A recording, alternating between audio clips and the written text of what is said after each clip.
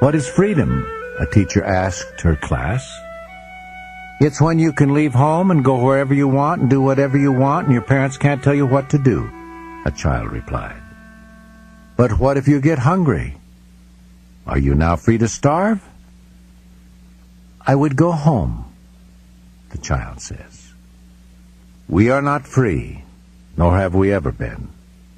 Perfect freedom demands a perfect vision of reality, one too painful for the healthy to endure.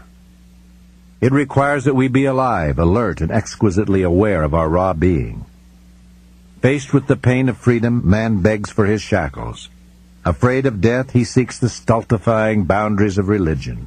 Afraid of loneliness, he imprisons himself in relationships.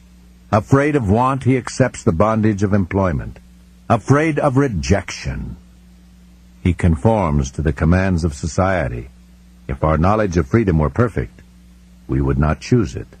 Pure freedom is pure terror. When we care for another, when we make room for another's wants and needs, we have lost an equal portion of our freedom, but in the bargain we are freed of loneliness. When we take on marriage and a family, we are bound by our vows, the law, and our moral commitments to spouse and child, but our bargain frees us of detachment and meaninglessness. When we live in the country, we can drive our trucks across the prairies, but when we join a community, we cannot drive our cars across our neighbors' lawns. In short, when we join into any relationship, our dues are always paid in freedom. Robert Frost understood freedom and expressed its essence in the metaphor, "Freedom is when you are easy in the harness," he wrote. Easy in the harness. I used to sit behind a team of good horses, Star and Spiffy, and for weeks together every year we mowed the meadow hay. I liked to touch the horses, to feel their softer-than-velvet noses against my cheek. I liked their smell. I loved old Star and Spiffy. One spring when I returned to the ranch, I found Star and Spiffy gone. Nobody wanted to talk about it. "They're just gone," the old rancher said. "But where?" I asked. "Gone," was all he would say, and the way he said it with such finality made it clear that was to be the end of it. Later I learned that each fall a horse buyer visited the neighborhood ranches to buy the ranchers' worn-out old nags. They brought a few cents a pound for dog meat. As I look back on it, the horses were as easy in their harnesses as we, and their deaths were perhaps better than our own.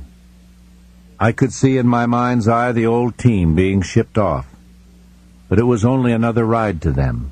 They were not being trucked to their execution. Their bellies were not gripped with fear. There was no sadness, no regrets. And as the truck rumbled down the highway toward the slaughterhouse, the fall air must have blown through their manes and made their sad, old, tired eyes water. And they must have felt joy. Every day we spend our freedom like careless children with too many pennies. In exchange for acceptance by our friends, we give up the right to say what we think. Being socially proper is more important than possessing a fresh, uncompromised soul. Being acceptable to our neighbors is often more important than being acceptable to ourselves. But the price of freedom is often rejection, even banishment. I knew an old rancher who lived on the Wind River in Wyoming. People didn't have much good to say about old Jack.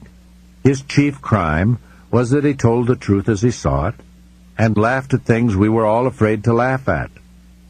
Every once in a while I'd stop by to see him. He was usually in his garden.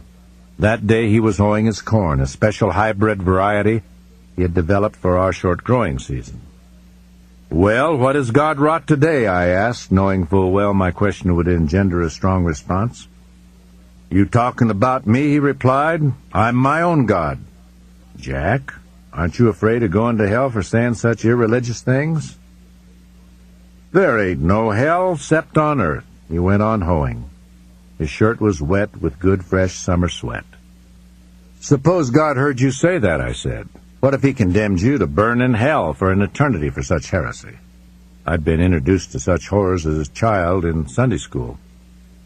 No just God would condemn you for using the power of reason he give you, he said. And the idea of hell is plumb unreasonable. He stopped, leaned on his hoe handle, and squinted at me. Besides, who would want to worship a God that sent your ass to hell forever for such a trifling transgression as not believing something that's unreasonable? That would be no just God. And if he ain't just, I don't want nothing to do with him. The old boy was well past 80, and he knew that by all odds his days were numbered. "How you been feeling, Jack?" I asked, trying to change the subject. "Feel just pretty perfect," he said. Then he went back to hoeing. "But I may not make it another winter." The following spring I stopped by. He was on his hands and knees planting beans in his garden.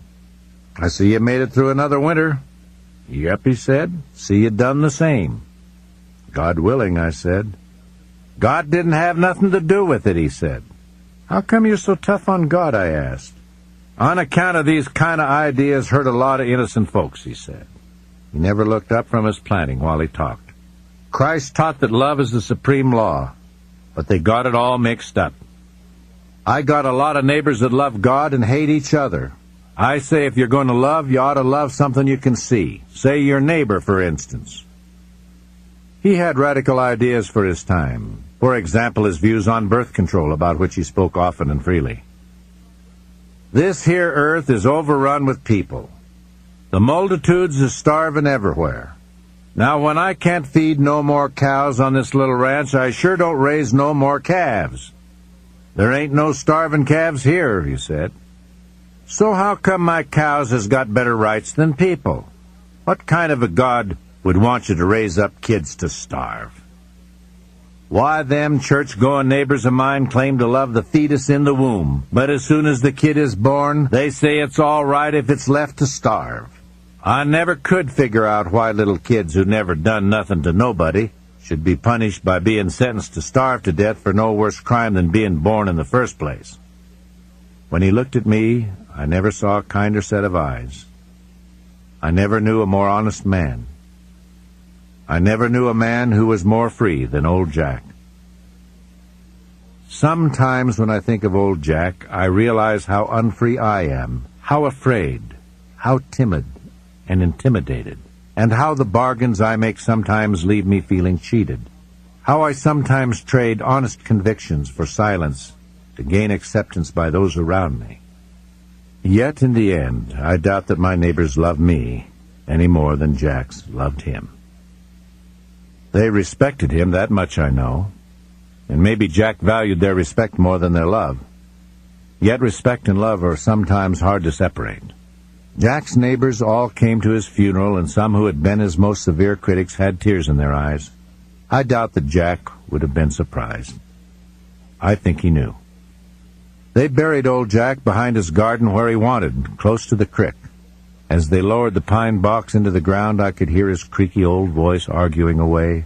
"Why, Spence," he said, "we kick our dogs if they crap in the house, but we crap all over this beautiful planet like a herd of hogs suffering from terminal diarrhea. Baby owls are smarter than that.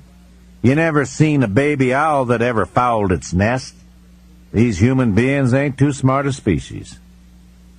And I thought, well, Jack, your old bones won't pollute this little plot behind your garden, that's for sure. Next spring you'll turn into fresh buds on the cottonwood trees. And maybe you won't think that's too bad a place to be.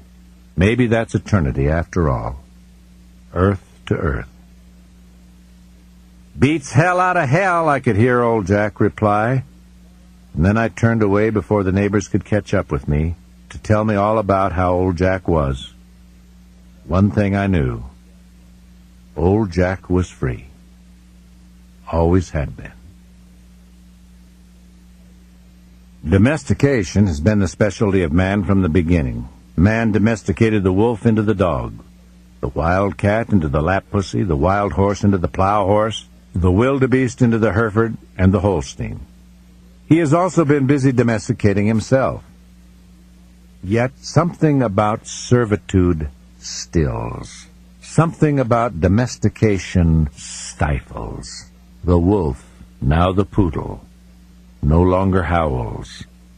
The wild boar lies on its side in the hog pen, and grunts. The wildebeest stands in her stall placidly chewing her cud while she's milked dry. Domestication of man and beast muffles the cry of freedom and suffocates the spirit of liberty. I think of the wars that have been fought, allegedly for freedom.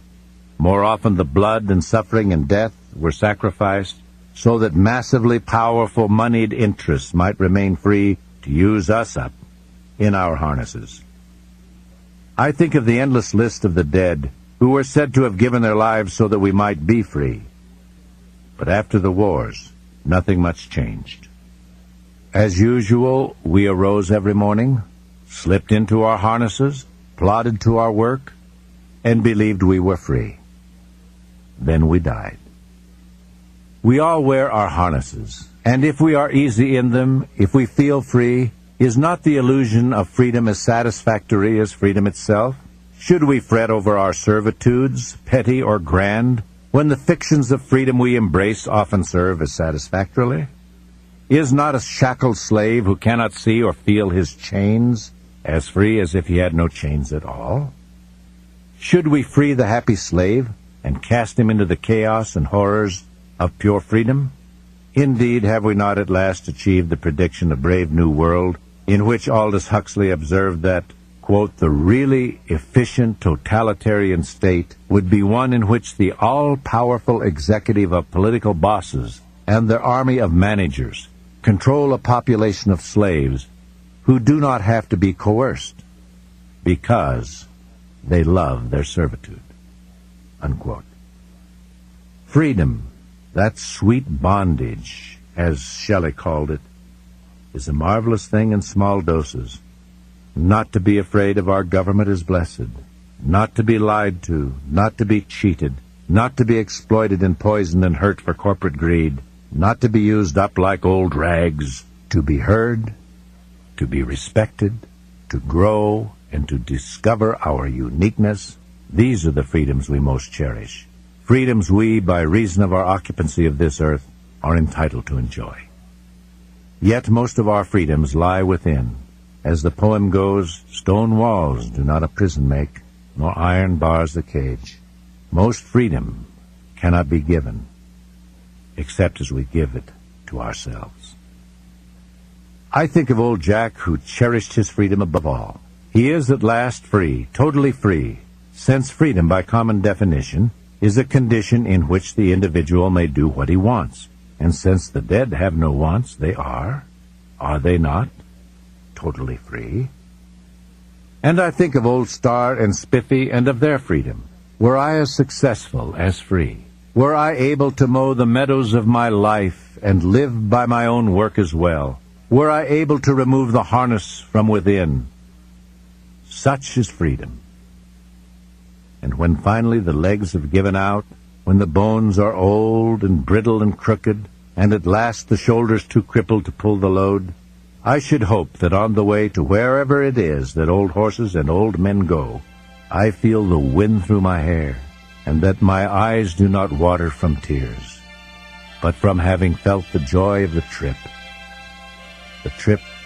to the last and the only freedom.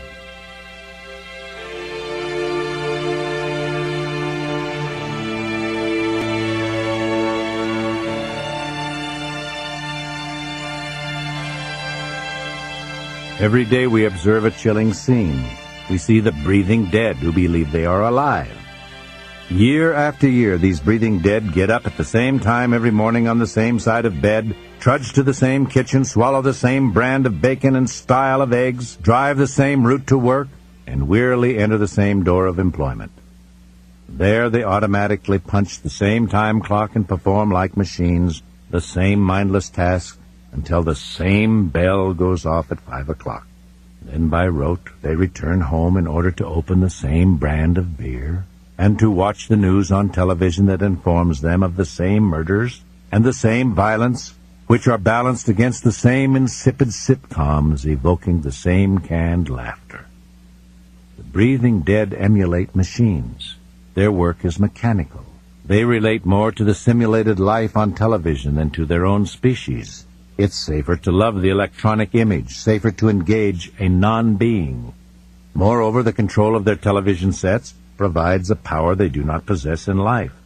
The power of the thumb that clicks from electronic life to electronic life, and the power to extinguish such life at will. The bargain seems fair.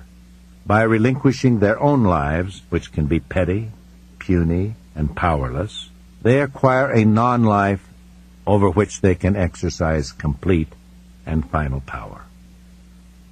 Mankind strikes an unholy bargain at birth.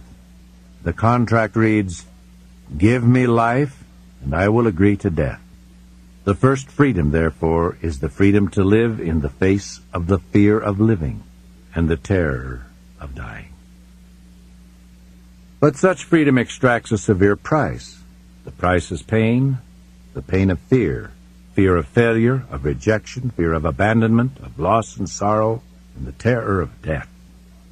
We awaken to find ourselves trapped on a boat floating down an uncharted river with its horrible falls at the end. We possess no map to tell us where we shall face the falls, but we know the falls are there. We know no one ever survives the trip. We are afraid, yet we cannot get off the river. Life is the invisible trap, and the invisible tyrant is fear. To many, escape is death, living death. The trap of the breathing dead is worse than the trap of the coyote whose foot is caught in steel jaws. For the coyote can escape. He need only chew off his foot. But the trap that ensnares the breathing dead tortures beyond endurance, because the trap cannot be seen, or touched, or even understood. Such traps have no measurable dimensions. When the breathing dead cry out that they are trapped, they are assured that all they need do is work harder, be smarter, compete harder, make more money, and they will at last be freed. Who are these breathing dead? The farmer can be trapped on the farm, trapped by the mortgage that renders him the slave of the banks. The housewife can be trapped behind lifeless, monotonous walls, reduced to slavery to husband and offspring and repressive community mores. The poet trapped in anonymity, the small-town artist trapped in obscurity, the parent trapped in mindless labor, the child trapped in ignorance and stifled in the great negative mind mill, all can die in their traps before they have lived. For all creatures who are caught in traps, a sense of hopelessness prevails. At the workplace, the breathing dead are not heard, not acknowledged. They are digits on the balance sheet, and digits are dead. Their protests are like screaming into the void. They cannot be freed. At last, the trap becomes synonymous with life. But the state of non-being in being becomes the supreme pain, for eventually it embodies the realization that one has been cheated of his bargain. The breathing dead witness the murder of themselves. Alcohol becomes the palliative of choice for the breathing dead. Beer is associated with happiness and is subliminally marketed in place of friendship, as a substitute for love, for sex, especially sex, so that those who thereby escape life through its brown bottled bubbles are delivered a replacement for genuine joy, and by dulling the senses are delivered a certain quantum of pseudo-death. It provides an escape from what appear to be the inescapable traps of life, but the escape is not into the experience of life, but the experience of non-life. So, too, with drugs. The deadly consequences of food, the most widely abused substance of the breathing dead, are visible in the bloated bodies of the masses and reflect a nation of the entrapped.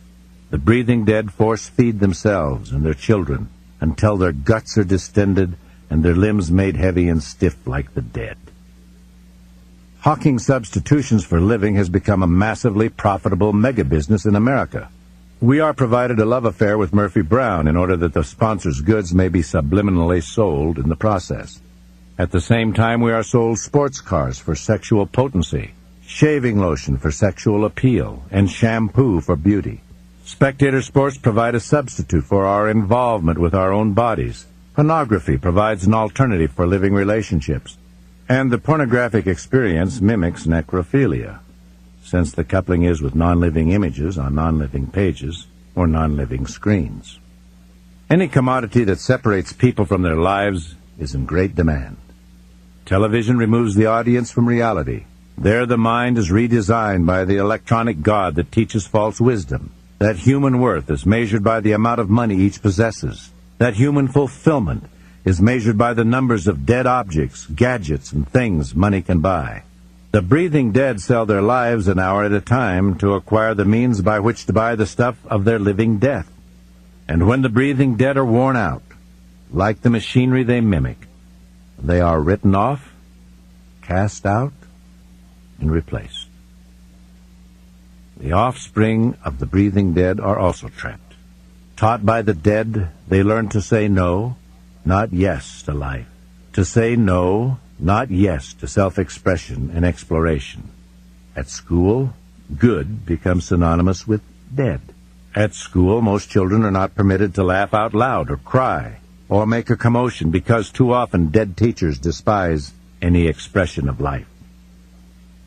The children's primary experiences, those experiences by which they will make their life's choices and establish their life's values, are not related to clear fishing streams meandering through pristine woods, but to the blood and death and emptiness of life they experience on television. Mindless encounters on the screen waste their lives and dribble away their opportunity for growth. They are forbidden to explore their feelings, for feelings are too dangerous. Their language is not the language of poets, but the lexicon of computers. Their heroes are machines and robots, and those who emulate the same. They relate more to machines than to peers, to video contraptions that suck in quarters and simulate killing, to driving machines that suck in vast quantities of fuel and carry them endlessly up and down the same streets in a compulsive search for Lord knows what, and to sound machines that in quadruple stereo and exploding subwoofers destroy the ears and deaden the senses. As are their parents, the offspring of the breathing dead are trapped in the decaying concrete canyons and bowels of the cities. There these concrete children, like rats stacked 3 deep in a concrete shoebox, begin to strike out. They hurl themselves against the walls, but they cannot escape. At last, desperate to escape, the concrete children can only break out through their desperate, fragile selves. Like the coyote in the trap, they begin to gnaw on themselves. Crack, cocaine, violence. Escape is everything. Freedom is everything. In their madness, the concrete children attack their neighbors. The regime calls it crime. But it is only the concrete children searching for freedom. In a vicious, ever-widening cycle that will surely destroy us, the regime punishes the children by imprisoning them in even smaller, viler boxes of concrete called penitentiaries. We witness a true revolution. It is a revolution against the dead, the living dead. It is a revolution being waged against a dead regime. Dead, for its core is composed of a conglomerate of dead corporate and governmental bureaucracies. A dead regime fears its living subjects, for the dead cannot control the living. Only religions have such power. And when the living become the living dead, the equation is placed in balance, for indeed the dead can control the dead. Thus freed, the regime, like an enormous malignant glacier, blankets the earth to pursue its purpose, namely to convert all that is living to the dead, to convert clear skies to poisonous dead skies, pristine forests to dead clear cuts, sparkling rivers and emerald oceans to deadly ooze and toxic silt. The regime characterizes its action as progress. But the regime's progress is its malignant magic.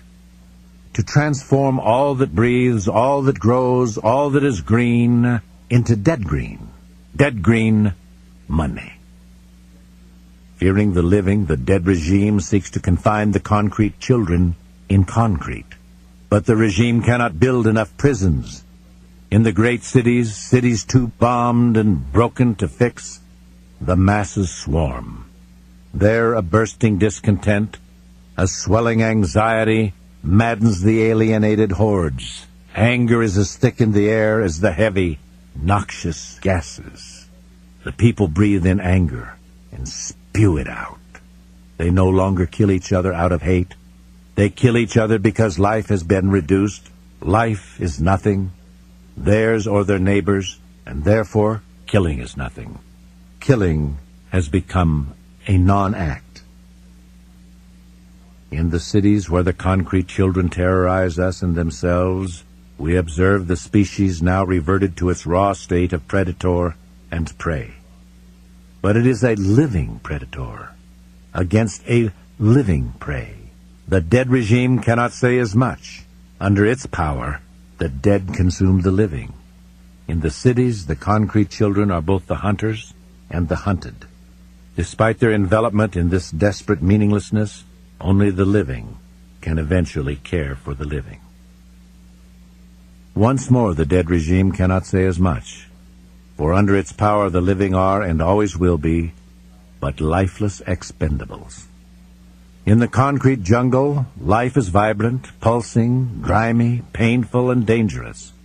Fear is the predominant human experience, but the concrete children experience a life that denounces living death, even more than death itself. As the great cities collapse, the children, without choice, without plan, without direction or purpose, will flee.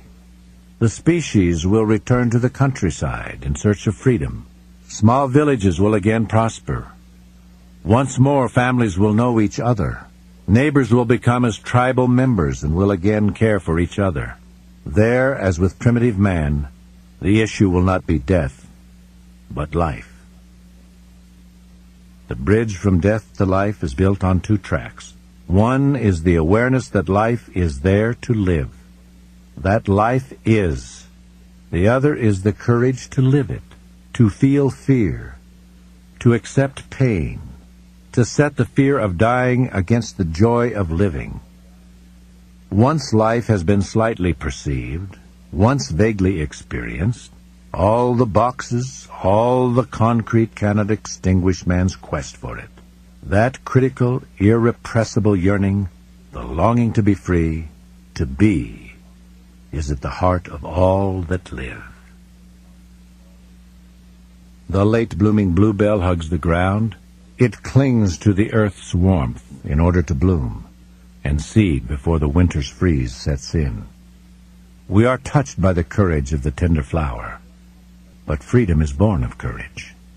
In the end, life demands the same courage for living as it does for dying. Every soul who has occupied space upon the face of the earth, no matter how fearful of death, at last musters the courage to die. The courage to live and the courage to die are opposite sides of the same hand. Fear and joy are the opposite sides of the same hand. The hand is life and the hand is death. It is the hand of freedom.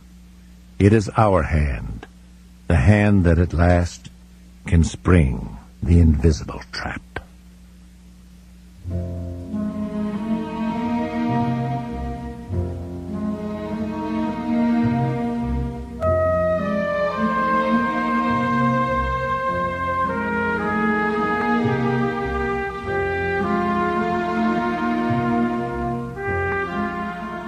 We define insanity as a disassociation from reality. Accordingly, we are insane.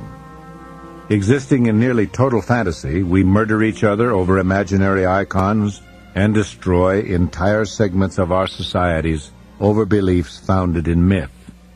We instruct our offspring that various myths are fact, that certain fables are historically true, that diverse fictions and fairy tales must be believed, thereby rendering entire populations, by definition, mad.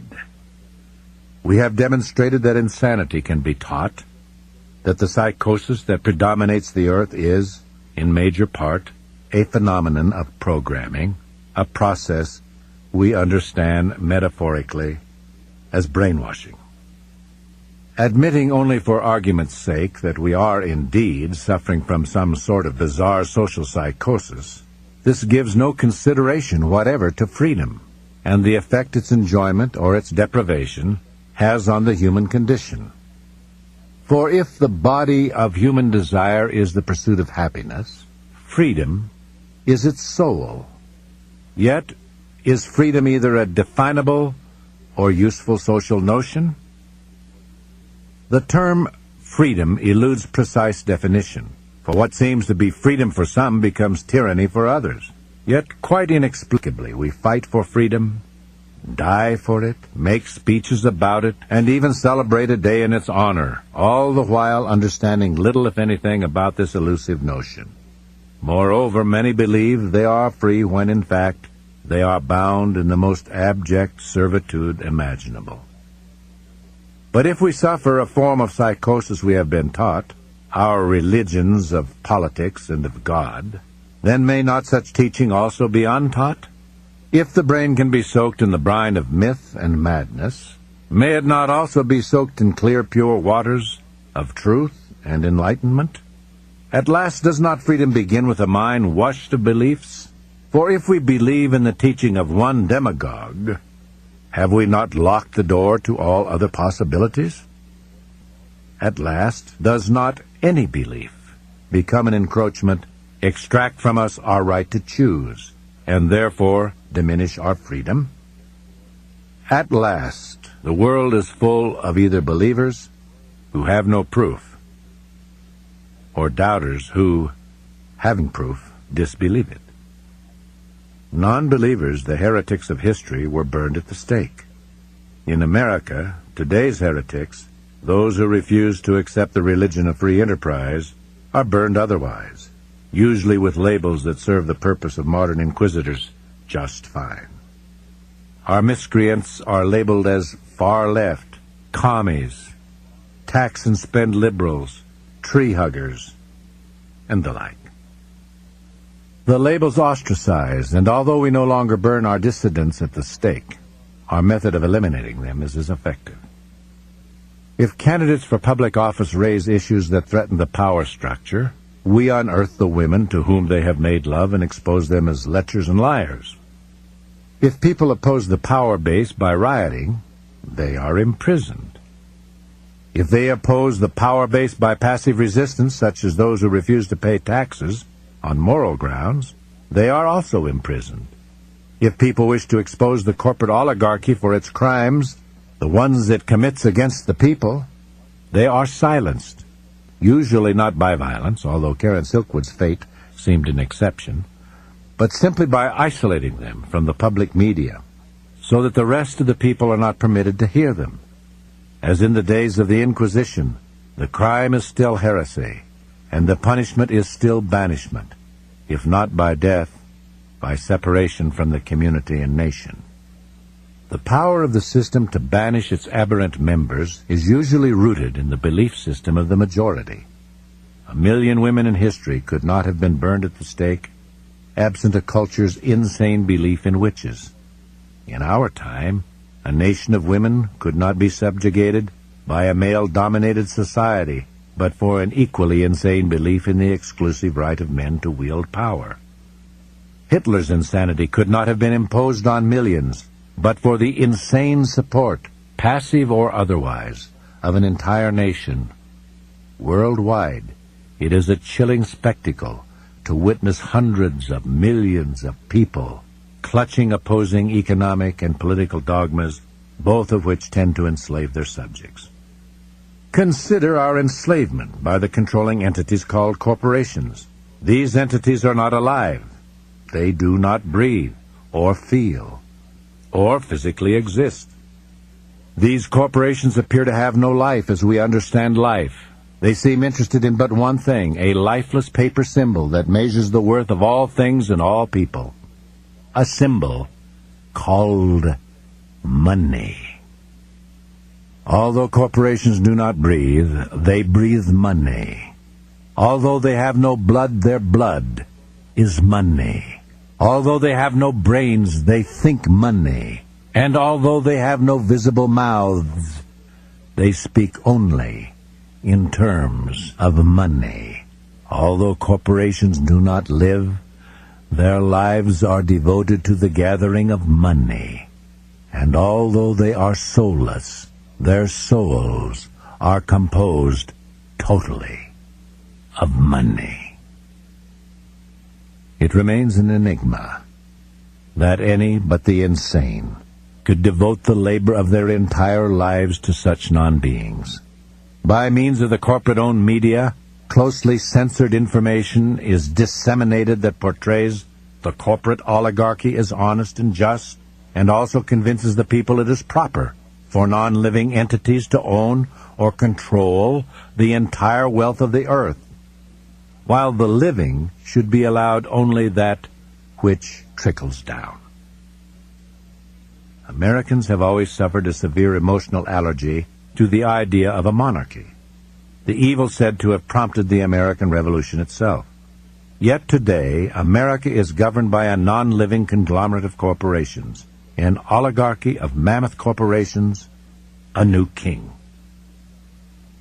We are assured from birth, until we draw our last raspy mortal breath, that we are a democracy, a vital but mythological part of our belief system that we take on faith. Plato thought that a democracy was, quote, a charming form of government, full of variety and disorder, and dispensing a sort of equality to equals and unequals alike, unquote. But Plato would not have been as amused were he to visit America.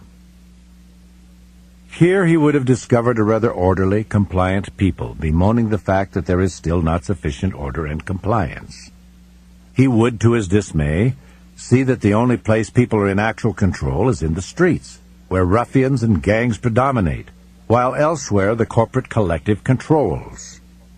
He would fail to recognize our government as a democracy, but would view it as a sort of hybrid, exhibiting all of the elements of anarchy one day, those of fascism the next, a government that sounds like a democracy at election time and operates during the rest of the year as a capitalistic oligarchy through endless government and corporate bureaucracies. He would see a gaudy patchwork quilt that creates a state never before seen, heard of, or imagined in the history of humankind. In this crazy quilt, the aristocracy is the aristocracy of old money, of inherited wealth. That is the American equivalent of inherited titles. The quilt has its socialistic patch, evidenced by Medicare, workmen's compensation, and Social Security. It displays a patch of the monarchy, in that the underlying near absolute control of the nation is handed down from generation to generation of banks. On this crazy quilt, Plato would clearly see a patch that looks and feels like communism, since the major functions of the government are, as in the communist nations, operated by deeply embedded, hopelessly entangled bureaus where nothing is accomplished because the function of the bureau is to intercept every living idea and to smother it. To be sure, Plato would recognize a democratic patch as well. It forms a bright star in the center of the quilt, but its function is mostly to provide the rhetoric enjoyed on the 4th of July and during election years, when then, and only then, the people are courted and coddled and told how important they are. Franklin Roosevelt warned that, quote, the liberty of a democracy is not safe if the people tolerate the growth of private power to a point where it becomes stronger than their democratic state itself. That, in its essence, is fascism, ownership of government by an individual, by a group, or any controlling private power, unquote. Upon such evidence, democracy seems to be a fine form of government, so long as the people do not engage in it. In place of a democracy, we have accepted as an article of faith that we live in one. In order for corporate power to remain in power, the illusion of freedom is crucial, and lip service is therefore faithfully given to the democratic ideal as surely as the priest kisses the holy chalice. The seemingly incurable affliction of democracy is that, as practiced, it has not succeeded in delivering democracy. We elect a new president or install another party not because the people independently have chosen to exercise their power, but because the new king has not been prospering. Whereas the beneficence of the king only dribbles down, his misery is shared by the buckets full. When the new king suffers, there is all hell to pay. He clears his court. People are laid off by the millions, usually at Christmas time. The streets are filled with the confused, the wandering, and the helpless. Still the people turn to the king and listen to the king, who incites their passions not against himself, of course, but against the king's men, the politicians. That the king can do no wrong is at the heart of English common law. And although the English kings have delivered their thrones to the museums, the idea of sovereign infallibility, when the sovereign is the nation's capitalist central nervous system, is still deeply embedded in America. Today we live in a world where all we encounter are potential predators, not members of our flock. Our leaders are liars and cheats, our representatives bought and sold, our bankers crooks, our clergy money-hungry charlatans, our businessmen frauds, our screen heroes deviates and dopeheads, our neighbors robbers and murderers, and then, of course, there are judges and lawyers. Our judges, with a few glaring exceptions, loyally serve the new king, the corporate core, whose money and influence are responsible for their office. Indeed, a few judges are actually enlightened, even idealistic, largely guided by human conscience.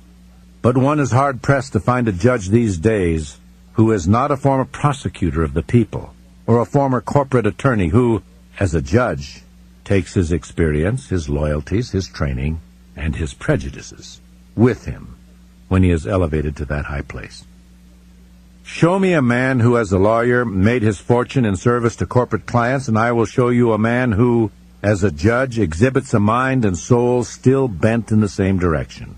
One cannot feed from the corporate trough for 30 years without developing a certain predictable kink in the judicial neck.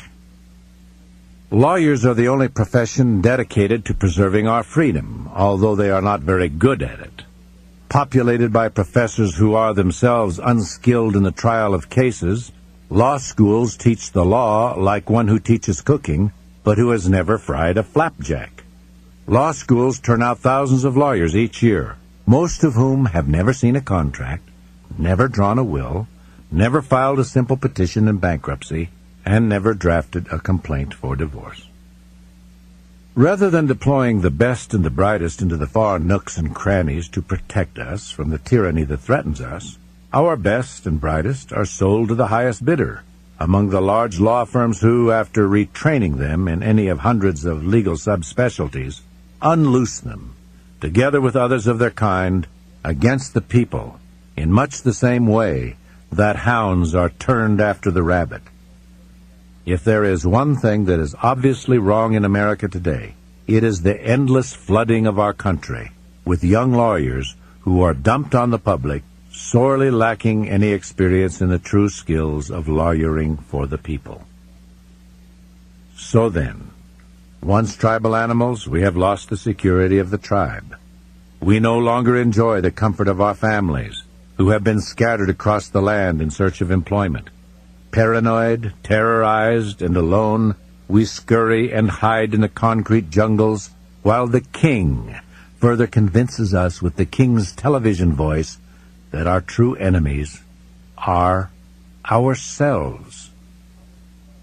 Witnessing the reported and dramatized crimes of our species against ourselves, we rarely obtain a clear view of the crimes of the king against us.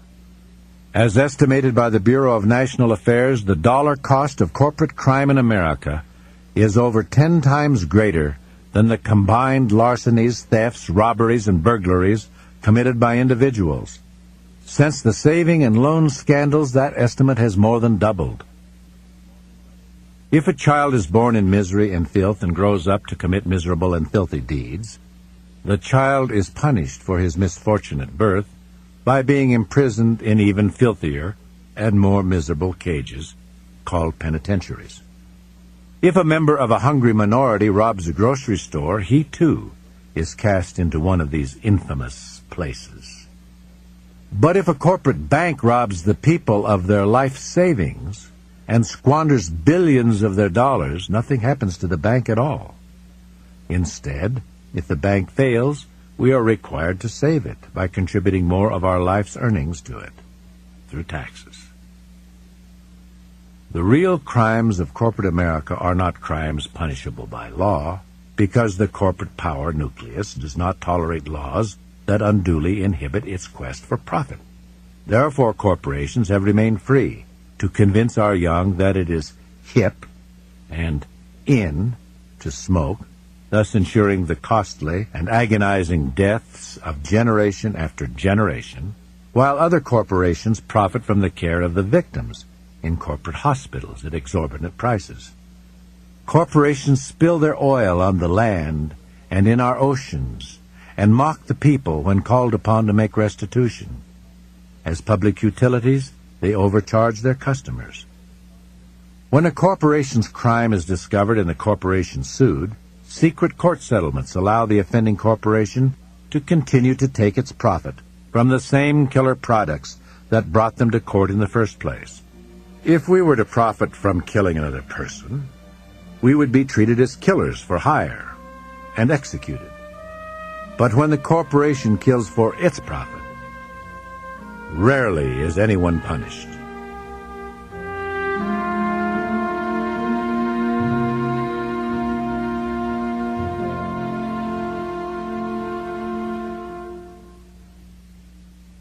This is the end of Side 3.